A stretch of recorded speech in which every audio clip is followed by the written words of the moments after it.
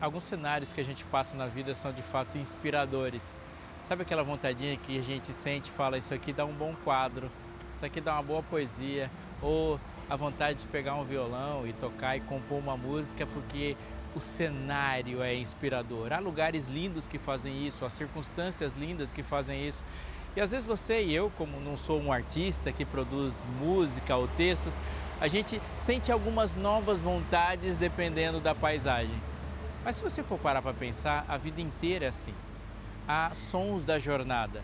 E se você passar e quiser fazer esse exercício, ele vai ser interessante de pensar nos últimos 10 anos, 5 que seja, qual seria a trilha sonora da vida, o que andamos cantando e quais músicas são de fato aquelas que mais expressam os momentos que vivemos. A Bíblia é feita assim. Bem no meio dela está a maior parte, o conjunto mais volumoso de canções da jornada, que são os salmos. Eles são expressões humanas radicais, porque lá todos nós estamos. Mas eles falam de um caminho que nunca parou de ser percorrido, porque o final desse caminho ele acontece quando a gente de fato vai abraçar Jesus. Então eu e você estamos nele. Não saia daí, está apenas começando o Fé para hoje.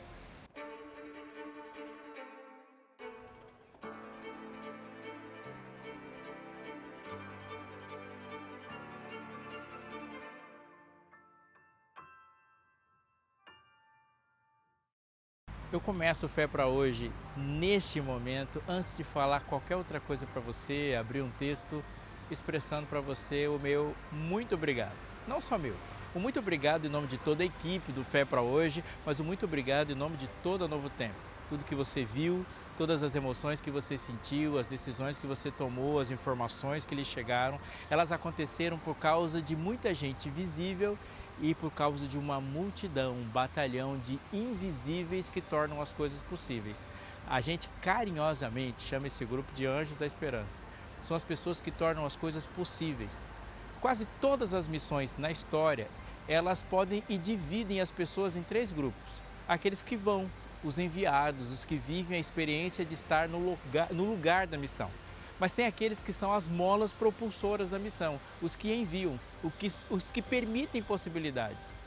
Paulo entrou num barco, mas alguém empurrou esse barco, alguém financiou o barco. E tem aqueles que nem eu e nem você fazemos parte, aqueles que desobedecem e não entram na missão. Por que meu muito obrigado? Porque os anjos da esperança, como assim carinhosamente são chamados, são aqueles que fizeram tudo isso ser possível. E se você recebeu um material, assistiu um conteúdo, viu coisas novas e vibrantes aqui, é porque os anjos da esperança, com a sua vontade de patrocinar isso, fez essas coisas acontecerem. Muito obrigado. Mas também tem um convite. Eu quero, nos próximos programas, agradecer a você que hoje está assistindo, mas não é um anjo da esperança também. Faça parte de um sonho que seja maior do que você e do que os seus olhos veem. Eu não consigo ver todos aqueles que fazem isso. Eles me veem talvez mais do que eu os vejo. Mas o mundo inteiro está vendo as coisas que eles são capazes de produzir. Seja um anjo, seja Novo Tempo, viva emoções diferentes. Eu vivo praticamente só, né? Ligava a televisão, era só morte, morte. E aquilo me deixava assim, agoniada, aflita. E meus filhos longe, né, também. Eu cansei de ouvir tanta notícia de morte e ver também, né? Aí eu me deparei com o canal da Novo Tempo, né? Aí eu achei interessante, porque ali não falava de morte, mas sim de vida, né? Vem aí, Anjos em Ação. Deus tudo pode.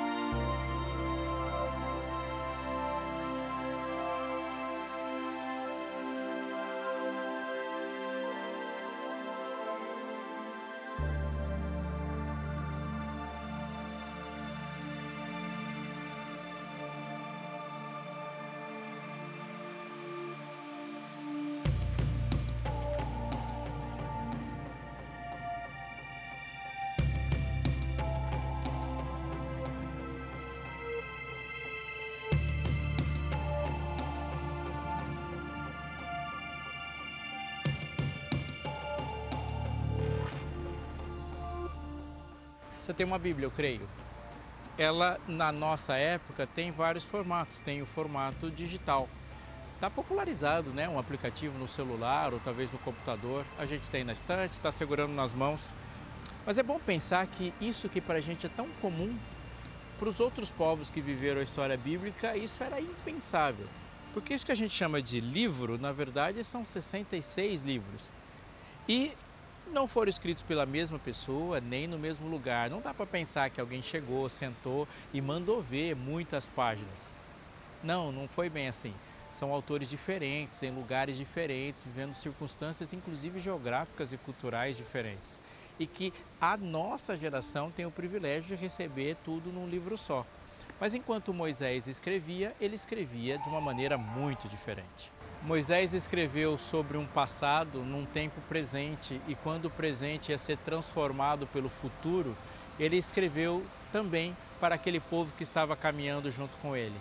O autor do livro de Juízes escreveu sobre coisas do passado a partir de uma perspectiva e de um desejo por coisas diferentes, e como toda essa história foi produzindo esperança e conformação para todos os povos que viveram.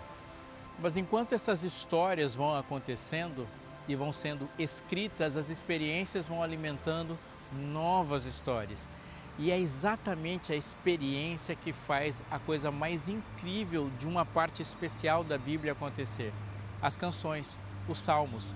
Porque enquanto muitos livros eles podem ser assim classificados como a palavra de Deus aos homens através de um homem, como por exemplo, Deus fala a Isaías, Isaías fala ao povo. Deus fala a Jeremias e Jeremias fala para as pessoas. Deus fala para o profeta e o profeta como porta-voz comunica. É a palavra de Deus chegando, proclamada, é escrita. Nos Salmos há uma diferença. Os povos eles vão conversando entre si sobre a sua própria perspectiva a respeito de Deus. É por isso que o salmista, quando escreve o Salmo 23, ele não diz: e veio a palavra do Senhor a mim dizendo, eu sou um pastor. Não, ele não tem esse texto. Ele diz assim, o Senhor é o meu pastor. E a partir deste momento, ele começa a abrir os olhos e descrever a paisagem, a experiência que a vida com o pastor na caminhada vai gerando em forma de poesia. O Senhor é o meu pastor, ele nada me faltará. Então, é a experiência dele vivida. Mas há mais experiências assim entre nós que compõem o louvor. Uma pausa para você entender aquilo que eu quero te dizer que é muito importante. A nossa vida é uma vida de adoração e a adoração é um estado, muito mais do que um momento. A gente diz muito que vai para lugares sagrados, como a igreja, templos, para adorar. Na verdade, a gente vai para a igreja para expressar a nossa forma de adoração. Uma pessoa se torna um adorador quando ela aceita o chamado de Deus para fazer parte do seu reino. Então ela adora até dormindo. Você adora e tem uma atitude de adoração ao escolher a roupa que você está agora, ao ir para a academia, ou para a faculdade, ou para procurar um emprego, ao educar os filhos, ao começar um relacionamento ou terminar um. Estamos o tempo todo adorando e nos prostrando diante de Deus em todas as circunstâncias. A ideia de que Deus está presente em todas as nossas circunstâncias leva a gente a ter uma adoração constante e uma reverência constante, uma consciência de santidade. Me entende? O profeta diz assim, eu vou falar em nome de Deus em cuja presença estou. Onde? Em qualquer lugar. Expressamos essa adoração de formas específicas em alguns lugares. Então, louvamos exaltando a Deus assim. Ele nos chama a fazer isso com uma frase muito importante e repetida nos Salmos. Bendizei ao Senhor.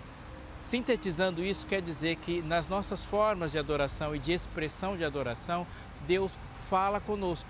Acontece muito disso, você está sentado ouvindo Deus falar com você, você vai para a igreja e num sermão Deus fala com você, e Ele fala com você através de um livro, isso é uma parte da adoração. Mas nós também falamos com Ele, oramos falando com Ele. E você para num pensamento, numa escrita, falando com Ele. A gente não apenas fala com Ele, porque falar com Deus e ouvir Deus falando conosco são dois pilares muito importantes das expressões e da vida em adoração, mas tem um muito importante, que é falar sobre Ele. Bendizei ao Senhor.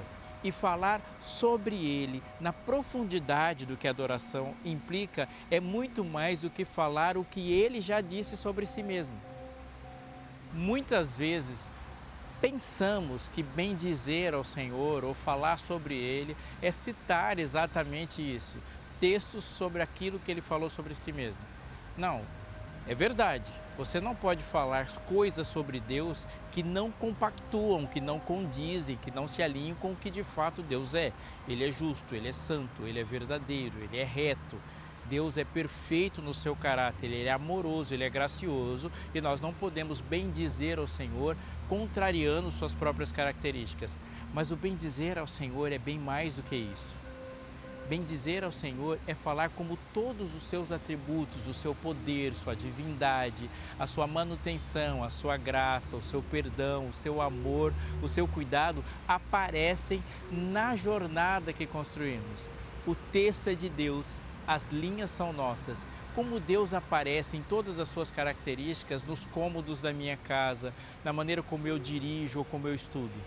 Bendizer ao Senhor é expressar as atitudes dele adaptadas à realidade do mundo, do contexto, da geografia, da cultura e do estado que eu me encontro. E nisso estão os salmistas. Neste momento os salmos estão colocados para a nossa vida como um convite. Venha fazer parte dessa caminhada. Para Davi, aquilo era a caminhada de um pastor-rei. Para muitos outros, isso aconteceu no momento de angústia da vida, quando alguém procurou uma resposta. Ele quer saber a diferença entre ímpio e justo no destino final. E para você e para mim, a gente se encontra em 150 salmos nessa caminhada, nessa jornada.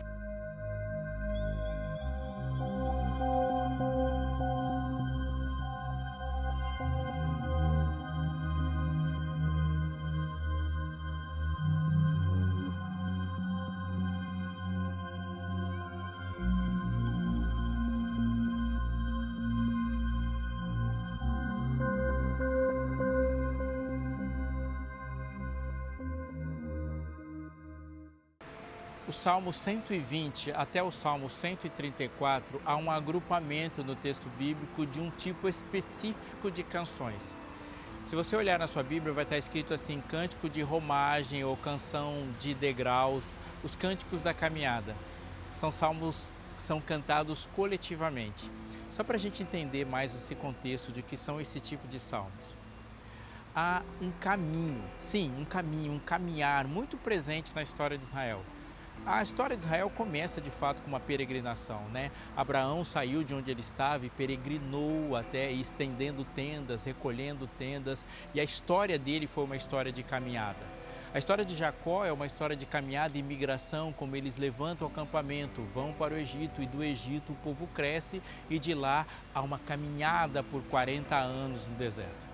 Há mais caminhadas no povo. O templo é colocado numa cidade principal, central, e as festas são importantes no templo. O complexo de festas da Páscoa, principalmente a festa da Páscoa, dos pães asmos, das primícias, são festas em que os judeus se dirigem de todos os lugares ali onde eles estão habitando para ir ao templo. Você consegue imaginar todo esse movimento que acontece, cultural e principalmente religioso? Nas festas principais, o povo sai de onde eles estão e se dirigem a Jerusalém, de todos os pontos onde eles estão. Então, se vêm as tribos, as grandes famílias, eles estão caminhando juntos. E a vida coletiva se dá também nas canções coletivas.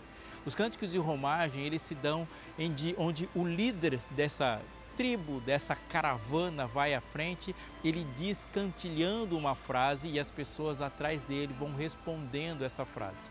E as frases são compostas exatamente pelas paisagens e pelo cenário que essa caminhada proporciona.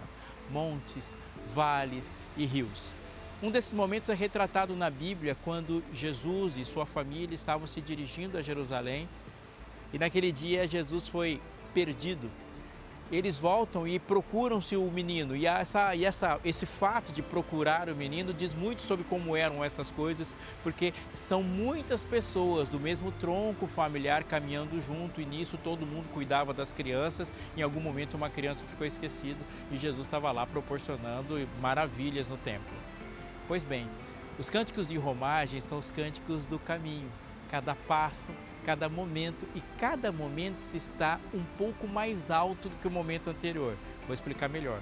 Jerusalém é um ponto alto da Judéia, talvez o ponto mais alto que a maioria das pessoas se dirigiram. Portanto, voltar de Jerusalém é descer, de alguma forma. E se dirigir a Jerusalém é subir. Está aí canção de degraus. Conforme as coisas vão acontecendo, as estrofes vão sendo cantadas, elas vão sendo cantadas de um ponto mais alto onde foi cantada a última. Então, alguém canta e alguém responde e a trilha sonora da caminhada, ela é produzida.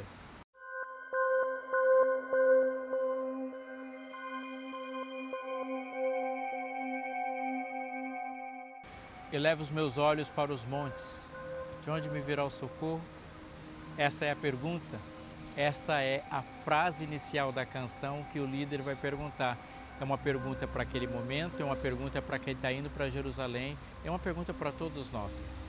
Os montes estão presentes em toda a Bíblia e eles se juntam em alguns significados.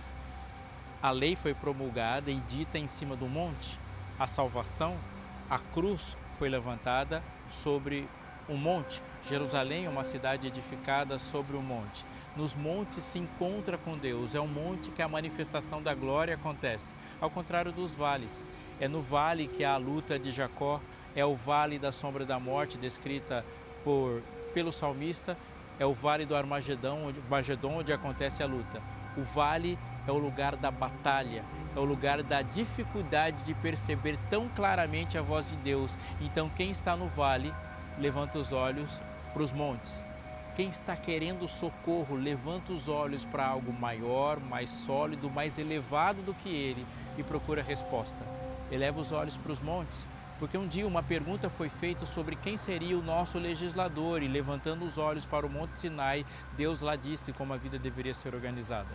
Um dia a gente perguntou como e quem seria o nosso Salvador e levantando os olhos para o monte, lá estava a cruz nos salvando. Eleva os olhos para os montes, de onde me virá o socorro, e se espera que o socorro venha. E alguém responde, o meu socorro veio do Senhor, que fez os céus e a terra. Esse Senhor é apresentado como um Senhor criador.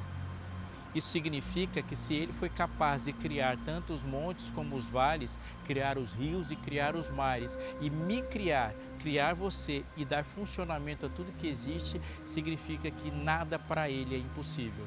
O meu socorro não vem de deuses criados, o meu socorro não vem de criatividades, o meu socorro vem do Senhor que fez os céus e a terra. Portanto, qualquer dificuldade vivida, ela é vivida dentro de um universo criado por Deus. Você pode estar com um problema físico, mas quem criou o seu corpo, ele é muito maior do que a doença que afeta seu corpo. Você pode viver um problema no seu casamento, mas quem inventou o casamento é maior do que os problemas que enfrentamos no casamento. O meu socorro vem a resposta, vem do Senhor. E a partir disso esse Senhor é apresentado. Porque o texto diz, depois de levantar os olhos para os montes e procurar o Senhor, que fez o céu e a terra, esse Senhor é apresentado e começa numa apresentação no verso 3 dizendo assim, Ele não permitirá que os teus pés vacilem, não dormitará aquele que te guarda. O caminhante põe um passo após o outro. Caminhada é desequilíbrio. Sim, muitas vezes pensamos que a gente precisa de fato ter uma vida equilibrada e em muitos sentidos ela precisa ser mesmo equilibrada. Mas é impossível andar sem desequilibrar-se. Toda caminhada é um desequilíbrio. Quando você tira o pé direito do chão para colocá-lo numa posição à frente de você, é o desequilíbrio que te projetará para frente. Mais um desequilíbrio e você vai estar mais um passo para frente. Assim é caminhar. Nós aprendemos a caminhar nos desequilibrando e quando os dois pés estão no chão, essa estabilidade envolve estar parado. Portanto, quando a gente caminha, é necessário que haja alguém que nos dê o equilíbrio no desequilíbrio. A firmeza de levantar os olhos e as mãos para Deus faz com que a instabilidade dos pés produza progresso. Ele não permitirá que os teus pés vacilem por uma razão, porque Ele não dorme.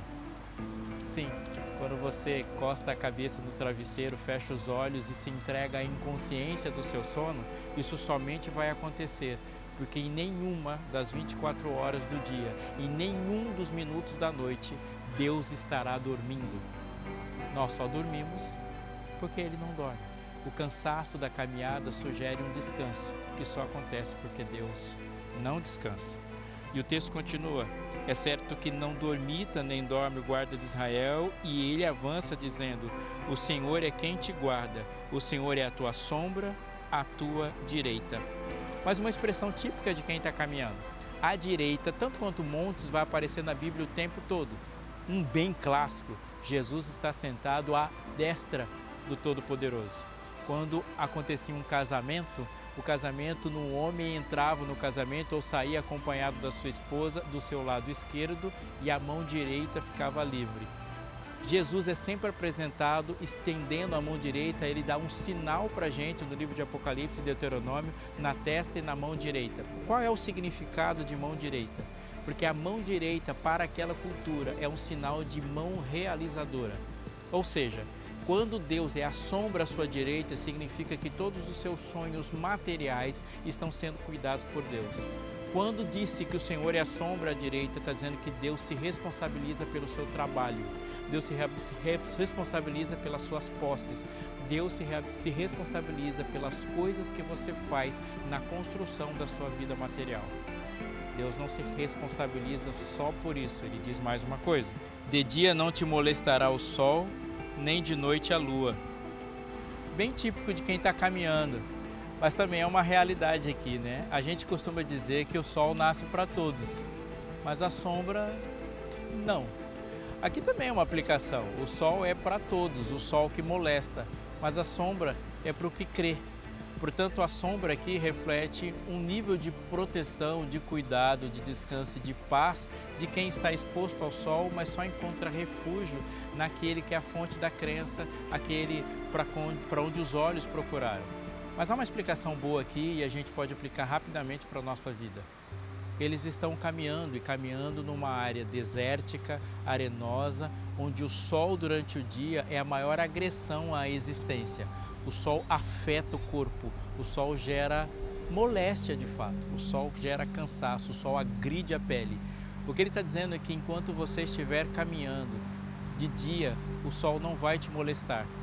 Para a gente que está andando aqui e o sol para a gente sugere muitas outras coisas, talvez não pense o que eles imediatamente pensaram. Esse povo que aprenderam a caminhar e enfrentou a sua maior caminhada quando saiu do Egito em direção a Canaã, caminhou pelo deserto e durante o dia o sol não molestava, porque a presença de Deus se manifestava em proteção numa coluna de nuvem que os caminhava e que os direcionava, não apenas mostrando para onde ir, mas enquanto iam, produziam sombra. Mas também eles iam e andavam, ao olhar para cima à noite, eles viam um outro elemento, uma coluna de iluminação, de fogo, que gerava luz para a caminhada noturna, mas ao mesmo tempo afugentava tudo aquilo que durante o dia estava escondido. Pense, numa caminhada num ambiente desértico durante o dia, aquela alta temperatura não apenas agride o caminhante, mas as cobras, os outros animais peçonhentos e venenosos, eles estão ali escondidos e procurando sombra nas rochas durante o dia. Mas conforme a temperatura do dia vai ficando diferente, esses animais todos saem. Então não é necessariamente a lua que molesta, mas o sair da lua, isso sinaliza que há uma noite de uma temperatura diferente para o humano que caminha, mas uma temperatura por aqueles momentos sazonais mais agradáveis para os animais que saem. Portanto, a lua pode molestar, ou seja, os perigos de uma caminhada durante a noite. O que o texto está dizendo, em essência, é que Deus cuida do seu corpo. Aquilo que é agressivo a você, todas as vezes que você está diante de uma circunstância, Deus fala: eu tenho cuidado também com o seu corpo, como eu cuido dos sonhos que você vive no corpo. De dia não te molestará o sol e nem de noite a lua. Confie em cuidado da sua saúde para o Deus que é o Deus da sua proteção.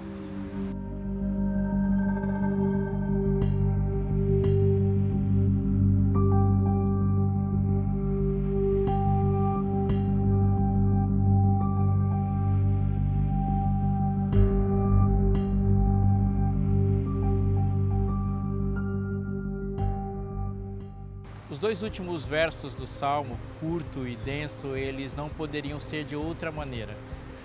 Esse companheiro da jornada, o sol, a sombra, o guia, Aquele que dá o propósito e dá o destino, cuida de todos os aspectos da vida. O salmista, falando da sua experiência, da experiência coletiva, enquanto caminhamos para Jerusalém, diz que Deus vai cuidar sim dos nossos passos, nos dando equilíbrio. Esse Deus está presente e acordado no momento da jornada onde nos cansamos, descansamos e dormimos e nos entregamos à inconsciência quando Ele está consciente. Esse companheiro maior, esse consolador, esse que está conosco no caminho, é aquele que também se responsabiliza e se preocupa com os nossos sonhos materiais, sendo sombra à nossa direita, e que também cuida da nossa saúde, do nosso corpo, coisas que são alvo da nossa preocupação. Em essência, ele está dizendo que o Deus de verdade, o Deus do caminho, é um Deus da integralidade. Deus não se apresenta como aquele que cuida de uma faceta apenas da vida. Portanto, no verso 7, ele vai dizer algo tremendo e importante que se relaciona gerando conexão com todos os outros versos ao dizer assim: o Senhor te guardará de todo mal, guardará a tua alma. Primeiro, o Senhor guardará de todo mal e guardará a tua alma. Eu quero lembrar de algo importante para você agora. Deus está preocupado na sua vida e se faz conhecer na sua vida na maneira como, segurando a sua mão, Ele te dirige caminho afora. A Novo Tempo se preocupa com isso e, obviamente, eu vou dizer isso para você.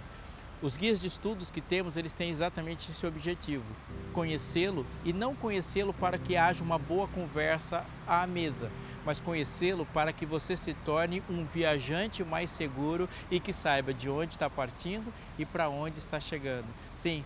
Quando falamos, por exemplo, de um dos títulos que eu te recomendo, que é A Procura da Verdade, você pode recebê-lo simplesmente ligando para cá. É mais do que você procurar a verdade, mas você conhecê-la pessoalmente. Porque a guarda de Jesus se dá exatamente nessa frase: o Senhor não apenas te guardará de todo o mal, Ele guardará a sua alma. Portanto, Deus não é conhecido apenas do lado de fora, Ele é fundamentalmente conhecido do lado de dentro.